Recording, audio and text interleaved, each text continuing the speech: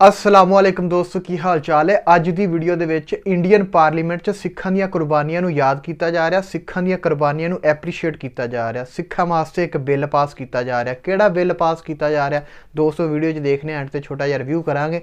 तो मैं दोस्तों नोट्स बना के आया कि इंडियन आज़ादी दे विच सिखां ने किस तरह दी कुर्बानियां दित्तियां, आपां एंड ते डिस्कस करांगे। तुहाडे नाल हुण वीडियो दा आगाज़ कर श्री राजनाथ सिंह जी। उपसभापति महोदय, सिख गुरुद्वारा प्रबंधक कमेटी के इस एक्ट के संशोधन के संबंध में इस सदन के कई माननीय सदस्यों ने अपने विचार व्यक्त किए हैं।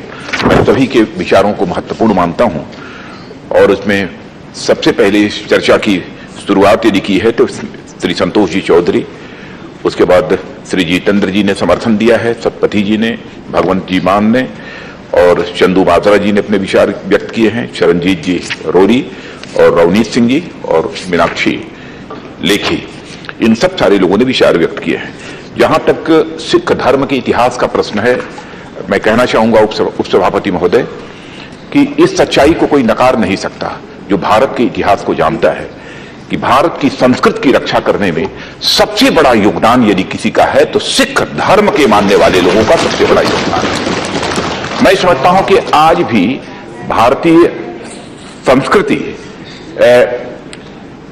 की जिस प्रकार से सिख कौम के लोगों ने रक्षा की है, उसी के परिणाम स्वरूप आज भारतीय संस्कृति का प्रचार प्रसार दुनिया के दूसरे देशों में भी हुआ है और आज भी भारतीय संस्कृति के प्रति दुनिया के दूसरे देशों में रहने वाले लोग भी आस्था और विश्वास रखते हैं। जहां तक इस एक्ट का प्रश्न है, इस एक्ट के बारे में मैं जरूर कहना चाहता हूं कि सरकार को एक शिकायत प्राप्त हुई थी एसजीपीसी के ऑफिस बेयर्स के द्वारा और साथ ही साथ एसजीपीसी के मेंबर्स के द्वारा भी यह शिकायत प्राप्त हुई थी कि जब कभी एसजीपीसी के चुनाव होते हैं तो चुनाव के समय ऐसे लोग जो सिख नहीं होते हैं उनको भी मतदाता बना दिया जाता है और यह कोशिश की जाती है कि मतदाता के रूप में वह भी अपना रोल प्ले करें। तो जिन सिख धर्म को मानने वालों के हाथों में एसजीपीसी का मैनेजमेंट होना चाहिए, जो कंट्रोल रहना चाहिए, उसके लिए खतरा पैदा होता जा रहा है। यह एक शिकायत उस समय वहां पर की थी और साथ ही एसजीपीसी की जो जनरल असेंबली है उसने भी एक अपनी बैठक की थी और उसमें एक संकल्प पारित किया था और जिसमें उन्होंने कहा था कि केवल सिखों को ही यानी सहधारियों को उससे अलग करके वो मतदाता का अधिकार केवल सिखों को दिया जाना चाहिए, एक ऐसा प्रस्ताव पारित किया था जिसका समर्थन पंजाब की गवर्नमेंट ने भी उस समय किया था। कुछ माननीय सदस्यों ने सहधारी सिखों की संख्या और सिखों की संख्या का भी प्रश्न यहां खड़ा किया है, लेकिन उस विवाद में मैं नहीं पढ़ना चाहता, लेकिन एक आंकड़ा जो मेरे पास इसमें उपलब्ध है उसे मैं सदन के समक्ष रख देना चाहता हूं कि एसजीपीसी के चुनाव की तैयारी हो रही थी तो उस समय जो गणना की गई थी सहधारी सिखों की और साथ ही केशधारी सिखों की, तो केशधारी सिखों की संख्या उस समय 54 लाख से अधिक थी और सहधारी सिखों की 7.96 लाख उस समय थी।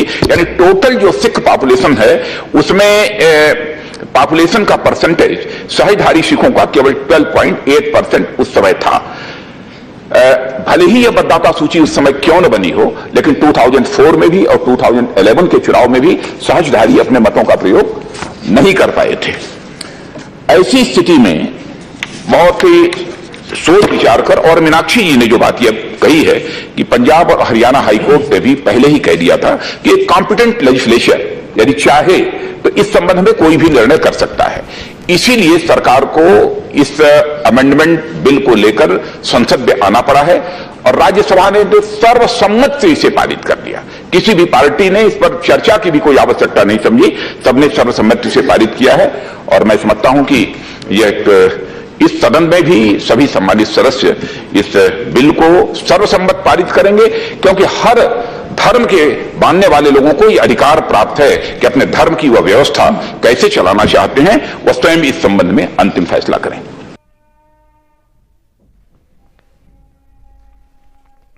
दोस्तों तुसी देखिए वीडियो बहुत ही प्यारी तकरीर करते पे सी। ਤੇ ਅਗਰ ਦੇਖਿਆ ਜਾਵੇ ਨਾ ਤੇ 20 ਮਿਲੀਅਨ ਲੋਕ ਜਿਹੜੇ ਨੇ ਉਹ ਇੰਡੀਆ ਦੇ ਅੰਦਰ ਸਿੱਖ ਲੋਕ ਰਹਿੰਦੇ ਨੇ।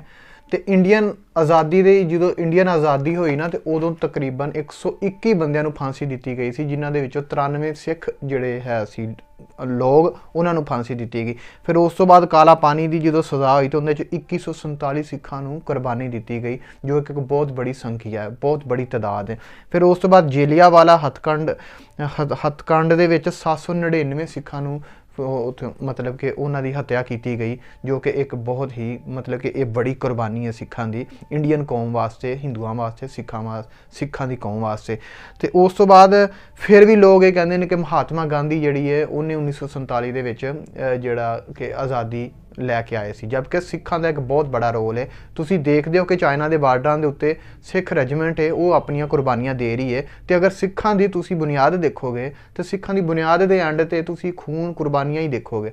ਫਿਰ ਅਗਰ ਤੁਸੀਂ ਮਜ਼ਹਬੀ ਤੌਰ ਤੇ ਦੇਖੋਗੇ ਤੇ ਗੁਰੂ ਅਰਜਨ ਦੇਵ, ਉਹਨਾਂ ਨੂੰ ਤੱਤੀ ਤਵੀ ਤੇ ਬਿਠਾਇਆ ਗਿਆ, ਉਹਨਾਂ ਨੂੰ ਵੀ ਸਜ਼ਾ ਦਿੱਤੀ, ਉਹਨਾਂ ਨੂੰ ਵੀ ਮਤਲਬ ਕਿ ਤਕਲੀਫਾਂ ਦਿੱਤੀਆਂ ਗਈਆਂ। ਗੁਰੂ ਹਰਗੋਬਿੰਦ ਸਿੰਘ ਸਾਹਿਬ ਨੇ, ਫਿਰ ਉਸ ਤੋਂ ਬਾਅਦ 9ਵੇਂ ਗੁਰੂ ਤੇਗ ਬਹਾਦਰ ਸਾਹਿਬ ਨੂੰ ਦਿੱਲੀ ਦੇ ਵਿੱਚ ਉਹਨਾਂ ਨੇ ਕੀਤਾ, ਉਹਨਾਂ ਦਾ ਸੀਸ ਲਹਿਦਾ ਕੀਤਾ ਗਿਆ। ਗੁਰੂ ਗੋਬਿੰਦ ਸਿੰਘ ਸਾਹਿਬ, ਉਹਨਾਂ ਦੇ 4 ਸਾਹਿਬਜ਼ਾਦਿਆਂ ਦੀ ਮਤਲਬ ਕਿ ਇਤਨੀਆਂ ਬੜੀਆਂ ਕੁਰਬਾਨੀਆਂ। ਸਿੱਖ ਲੋਕ ਐਸੇ ਨੇ ਕਿ ਇਹਨਾਂ ਨੇ ਹਰ ਆਉਣ ਵਾਲੇ ਵਕਤ ਦੇ ਵਿੱਚ ਇੱਕ ਦੁਨੀਆ 'ਚ ਇੱਕ ਸਿੱਖ ਐਸੀ ਕੌਮ ਹੈ ਕਿ ਜਿਨ੍ਹਾਂ ਨੇ ਬਹੁਤ ਸਾਰੀਆਂ ਕੁਰਬਾਨੀਆਂ ਦਿੱਤੀਆਂ।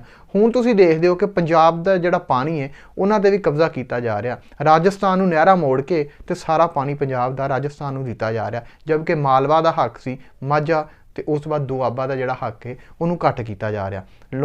ਦੋਸਤੋ, ਮੇਰਾ ਕਹਿਣ ਦਾ ਮਕਸਦ ਇਹ ਵੇ ਕਿ ਸਿੱਖਾਂ ਨੇ ਹਰ ਆਉਣ ਵਾਲੇ ਵਕਤ ਦੇ ਵਿੱਚ ਬਹੁਤ ਬੜੀਆਂ ਕੁਰਬਾਨੀਆਂ ਦਿੱਤੀਆਂ। ਲੇਕਿਨ ਇਹ ਬੜੀ ਅੱਛੀ ਗੱਲ ਹੈ ਕਿ ਇੰਡੀਅਨ ਪਾਰਲੀਮੈਂਟ ਦੇ ਅੰਦਰ ਇਹ ਚੀਜ਼ ਦੱਸੀ ਜਾ ਰਹੀ ਹੈ ਕਿ ਉਹਨਾਂ ਵਾਸਤੇ ਕੋਈ ਬਿੱਲ ਜਾਂ ਉਹਨਾਂ ਵਾਸਤੇ SGPC ਕੋਈ ਚੁਣਾਵ ਕਰਨਾ ਚਾਹੀਦਾ। ਉਹਨਾਂ ਨੂੰ ਖਾਲਸਾ ਰਾਜ ਦਾ ਪੂਰਾ ਹੱਕ ਹੈ, ਉਹਨਾਂ ਨੂੰ ਲਿਆਉਣਾ ਚਾਹੀਦਾ। ਕੈਨੇਡਾ ਦੇ ਵਿੱਚ 20 ਲੱਖ ਤੋਂ ਉੱਤੇ ਸਿੱਖ ਜਿਹੜੇ ਨੇ ਉੱਥੋਂ ਡਾਲਰ ਭੇਜ ਕੇ ਇੰਡੀਆ ਦੀ ਕਰੰਸੀ ਨੂੰ ਮੁਸਤਹਕਮ ਤਗੜਾ ਕਰਦੇ ਪਏ ਨੇ, ਮਜ਼ਬੂਤ ਕਰਦੇ ਪਏ ਨੇ। ਹਿੰਦੂ ਅਗਰ 1 ਕਰੋੜ ਵੀ ਰਲਣ ਤੇ ਉਹ ਫਿਰ ਵੀ 4 ਸਿੱਖਾਂ ਜਿੰਨਾ ਪੈਸਾ ਇੰਡੀਆ ਨੂੰ ਨਹੀਂ ਦੇ ਸਕਦੇ, ਜਦਕਿ ਇੰਡੀਆ ਦੇ ਵਿੱਚ ਬਾਹਰ ਦੇ ਮੁਲਕ Canada, Australia, New Zealand, New York, California, ਉੱਥੋਂ ਵੱਡੇ ਸਿੰਘ ਜਿਹੜੇ ਨੇ ਉਹ ਪਿੱਛੇ ਪੈਸਾ ਭੇਜ ਕੇ ਇੰਡੀਆ ਦੀ ਕਰੰਸੀ ਨੂੰ ਕਿਤਨਾ ਜ਼ਿਆਦਾ ਸਟਰੋਂਗ ਕਰ ਰਹੇ ਨੇ। ਹਰ ਆਉਣ ਵਾਲੇ ਵਕਤ ਦੇ ਵਿੱਚ ਸਿੱਖਾਂ ਨੇ ਬਹੁਤ ਕੁਰਬਾਨੀਆਂ ਦਿੱਤੀਆਂ ਦੋਸਤੋ। ਮੈਂ ਇਹਨਾਂ ਦੀਆਂ ਕੁਰਬਾਨੀਆਂ ਨੂੰ ਸਰਾਹਨਾ ਵਾ ਤੇ ਮੈਨੂੰ ਬਹੁਤ ਜ਼ਿਆਦਾ ਅੱਛਾ ਲੱਗਦਾ ਕਿ ਸਿੱਖ ਇੱਕ ਗਯੂਰ, ਇੱਕ ਗੈਰਤਮੰਦ ਕੌਮ ਹੈ ਦੋਸਤੋ। ਇਹ ਬੜੀ ਵੱਡੀ ਮੈਂ ਗੱਲ ਕੀਤੀ, ਇੱਕ ਗੈਰਤਮੰਦ ਕੌਮ ਹੋਣਾ ਇੱਕ ਬੜੀ ਵੱਡੀ ਨਿਸ਼ਾਨੀ ਹੈ ਦੋਸਤੋ। ਤੁਹਾਨੂੰ ਇਹ ਕੈਸੀ ਲੱਗੀ ਵੀਡੀਓ ਮੈਨੂੰ ਕਮੈਂਟ 'ਚ ਜ਼ਰੂਰ ਦੱਸਿਆ। ਮਿਲਨੇ ਆ ਇੱਕ ਨਵੀਂ ਵੀਡੀਓ ਦੇ ਨਾਲ। ਆਪਣਾ ਤੁਸੀਂ ਖਿਆਲ ਰੱਖਿਆ ਜੇ, ਮੈਨੂੰ ਦੁਆਵਾਂ ਯਾਦ ਰੱਖਿਆ ਜੇ। ਅੱਲਾ ਹਾਫਿਜ਼।